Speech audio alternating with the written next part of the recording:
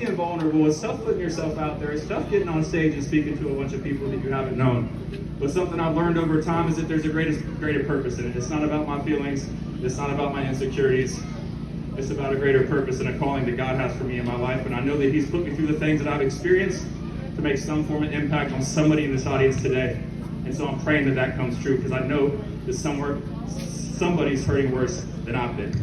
And I don't know about y'all, but is there anybody out there today that's been hurting lately? Is anybody? Okay, sweet, thank you. Is there anybody who's known somebody in your family or your friend group or your community that's been hurting? Thank you, praying for them. Has anybody been angry lately? Does anybody get emotional and upset, or am I the only one? Yeah, I was angry today. And so I'm gonna ask you guys to go with me inside in your heart and your spirit and your mind and back in time, and to go back to when you were a teenager and you were a child and you were a young person, and check in with that young person. Check in with that young person when they were scared and they were alone and they were hurting. Okay, check in with them. And the call to action today is that when you walk away from this event, you go home and you get in your car and you think, man, what was the purpose in coming to that event today? I need you to be the person that young person needed, please. I need you to be that person today, tomorrow, and every day going forward, because there are so many young people in this world who don't have that loving, caring support, and all they need is somebody to be that example, to be that hope for them. And so I'm going to share a couple of stories with y'all today about the hope that I've been given, the opportunity I've been given through mentorship, some of the pain that I've experienced. I hope it can inspire you, and I hope it can make a change in y'all's life. So when I was 13, I remember the first time I'd ever used drugs. I was the last person out of my mother, my father, my brother, and my sister to start using drugs at the age of 13. And honestly, as I look back, I think I never wanted that. But at the time, it was just the culture. It was my way of feeling loved and accepted, my way of feeling like I belonged. And so at 17, I remember I was sitting in trigonometry class, and I was an AP student and a kid involved in extracurriculars and leadership programs and on the tennis team. I wanted to go out to college. I wanted to be the first one of my siblings who would have a future, who would have a life different than that. But as I sat in trigonometry class, and I couldn't solve the problems on the test, but with my test results 2 years sooner were the best in the class, I thought something's wrong here. Like, what's wrong with me? Why can't I do what I'm supposed to be able to do? And like I knew at 17, the fact that I was smoking weed with my dad at the house, drinking on the weekends, and that's the best way that he was able to love me, I knew that there was something not quite right with that picture. So I remember some of the angels on my journey, my teachers, my guidance counselors, my aunt and uncle, my tennis coach. They sat down with me and we had an intervention. My dad walked in, and I'll never forget the look on his face of betrayal and distrust and disloyalty. But I knew in that moment as a 17-year-old, right, I had to do something for myself. And so thankfully, my aunt and my uncle, they were so gracious in letting me stay with them. And unfortunately, that rebellious spirit I had developed since I was a teenager caused me to go in a different direction. I stayed at a boarding house my senior year. And I remember I'd missed 45 days of school. And so I went to court. And the magistrate, he said, "Why have you been missing all this school?" I said, "I live alone, Your Honor." I said, "I'm depressed. It's hard for me to get out of bed and to go to school. Mother's in North Carolina, Dad and I don't talk anymore. Why should I go?" I said, "But I want to go to college." He said, "Well, where do you want to go?" I said, "West Virginia Wesleyan." He said, "My son went to Wesleyan. Let me make you a deal." He said, "You don't miss another day of school. You go on to West Virginia Wesleyan. We won't press charges for truancy." I didn't miss another day of school. And so when I graduated high school, St. Mary's High School, the first person in my immediate family, my brother and my sister, to graduate high school, he dropped out at 16 because he was caught with opiates in the classroom. Sister, she dropped out when she was 16 because she had a baby on the way. My beautiful niece, Krista, she's 22 now. And so when I graduated, I slid the key under the apartment that I had to lock it on the way out because it was given to me through a local community outreach program. At 18, I was homeless. And so I didn't know what to do. But I remember another angel on my journey. His name was David King. He's the director of Camp Horseshoe and a youth organization in West Virginia. And my guidance counselors, that promise that they saw in me, that hope, that potential that they saw in me, they'd encouraged me to go to this leadership camp. And when I got there in the mountains of Tucker County, and I walked down the hill and the kids were playing volleyball and And they looked at me and they said, come on and play. You know, the drugs and the violence and the trauma, all that eroded away, and I felt accepted, and like I was loved and like I belonged. And so I knew that there was something at Camp Horseshoe that I could have that was better than everything I had ever known. And so when I locked that apartment door behind me, I started walking. I started walking up Route 50 from Ellenboro, West Virginia, and I was gonna walk to Tucker County, and it's like a 3-hour car drive. And so no, I didn't make it 3 hours on foot. Right? The worst thunderstorm of my life started coming in. The sky turned black. It's blazing rain down on me. It's 3 a.m. My Converses and my pants and my shirt and my bandana's all wet. I'm soaked. I'm tired. I'm trying to lay down and get some sleep. I'm alongside the road. The trucks are waking me up. So where do I go? I mosey on down the road, and there's this mobile home lock. And so I check the door on one of them, and thank God it was open. So I crawl inside the mobile home, and I sleep there, and I wrap up with the little flag that was in the corner. And I wake up and I continue my walk, and my knee was hurting, and I had a cavity or something with my mouth, and my mouth was hurting, and I'm like, God, what am I doing? I need to make it to Camp Horseshoe. I need that love, right? I need that belonging. I need something. And so I lit my way into West Union, West Virginia. If y'all been to Doggins County, you know there's not much out there in West Union. But that Saturday morning, there was a library, and that library was open. And that woman, she let me on the computer. And so I messaged my girlfriend at the time, and I said, would you please call Camp Horseshoe and let them know that I need help? And I just remember I woke up on the front steps of the West Union Library, and there he was, another angel on my journey, David King, my mentor. He said, you hungry? I said, yeah, I'm hungry, man. I need a shower too. So he took me to get something to eat. He took me back to Camp Horseshoe. I worked there that summer as a youth counselor with young people all across Appalachia, 7 to 12-year-olds, high school kids in entrepreneurship and leadership. I went on to West Virginia Wesleyan College. Was on the tennis team, was a community service scholar. But something was still missing. I was still hurting, I guess, you know? I don't know if it was the relationship with my parents formerly, or the patterns of drug use I developed, or maybe it was early onset of the bipolar disorder I developed at 19. But I know the school wasn't for me. And so I dropped out, and I've been to college 3 different times since I was 19. West Virginia Wesleyan for a couple months, Marietta College for 1 day, but I dropped out and chose methamphetamine and my codependent ex. And then WVU Tech, but I didn't even show up for orientation because I was too strung out.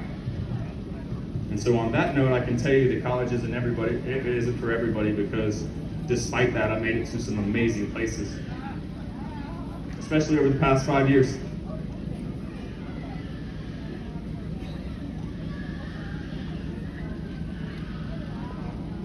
So I think about what was the key to the change, what was the key to the transformation.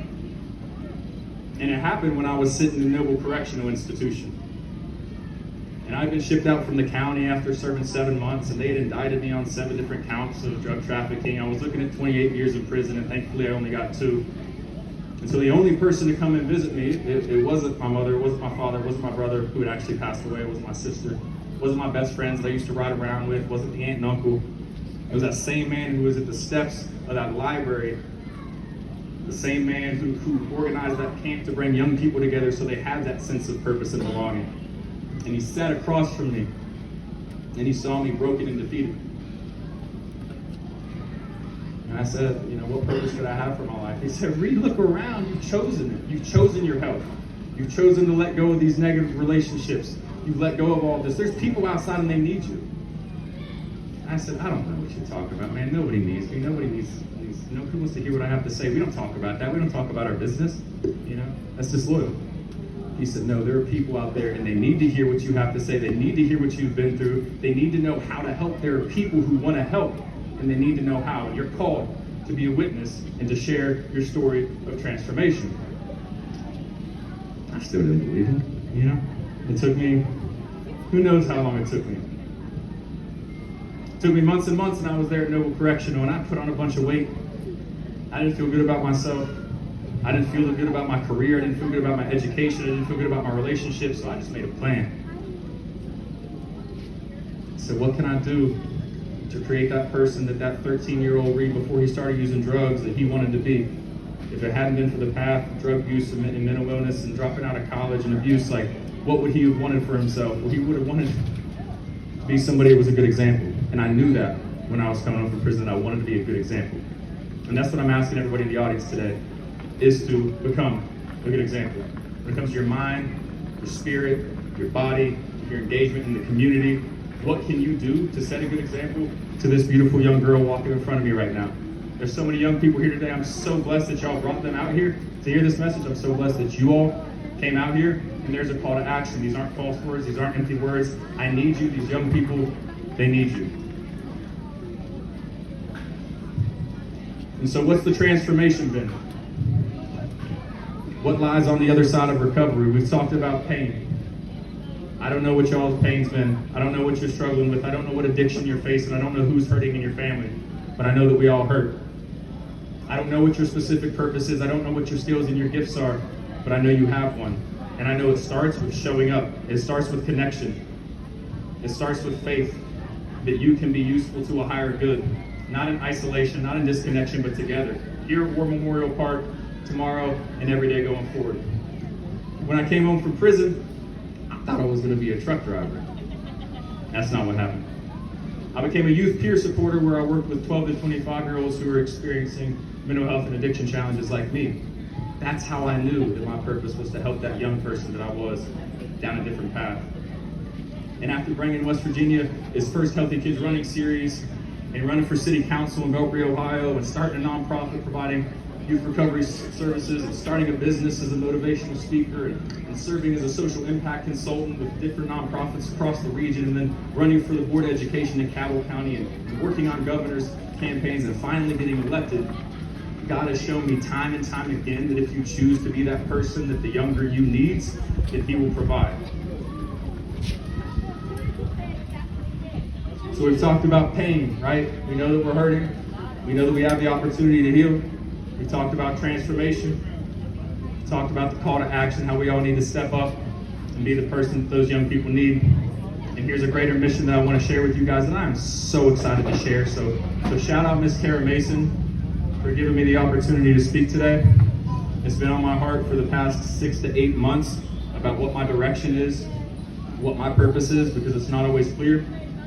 And God has shown me that the root cause to so many of the social challenges we're facing, addiction, mental illness, suicide, poverty, poor health, connection is what's missing. Us being together in person, talking about that pain, showing each other, being a mirror to each other, reflecting back who we truly are and who we can be, helping each other be better. That's what's missing. So I asked myself, I said, what can I do to make a difference to bring people together? And then I remember it was right around the time that I gave my TEDx talk called How to Save a Life. And I talked about how I had called the 988 suicide hotline because I was having a hard time. And in that TEDx talk, I talked about disconnection and how we need each other, even if it's just sitting down on the park bench next to each other. And there was a day there in Huntington that I wasn't feeling great. You know, I still struggle with suicidal thoughts sometimes. Sometimes I think it's just a part of my identity. And so I remember I got up and I went to Tudor's Biscuit. Has anybody been to Tudor's Biscuit World? Nope. Yeah. Y'all know they got the muffins and they got the Mickey biscuits, and it's delicious. And that's what I need sometimes when I'm not feeling good. So I didn't even realize what shirt I had put on that day. But I go to Tudor's Biscuit World. I'm standing there in line, and there's a woman, she's like maybe 5'2", probably in her 60s, and I see her jumping up and down, and she's pointing at her chest. And so I look down at my chest, and I see that I have a Free Hugs t-shirt on, and she was wanting a hug. And so I said, come on, you can come get this hug. And she comes out and she gives me a big old squeeze and she said, thank you, I needed that so bad. And so I got my muffin and my biscuit and I'm going to sit down, and this couple who's probably in their 70s, they say, thank you. I'm like, thank you for what? And on the back of my shirt it said, to the person behind you, the world's a better place with you in it. And I said, it's my pleasure to just wear this shirt. And in that moment, I wasn't thinking about self. I wasn't thinking about what I wanted. I was thinking about how these people benefited from my presence and just showing up.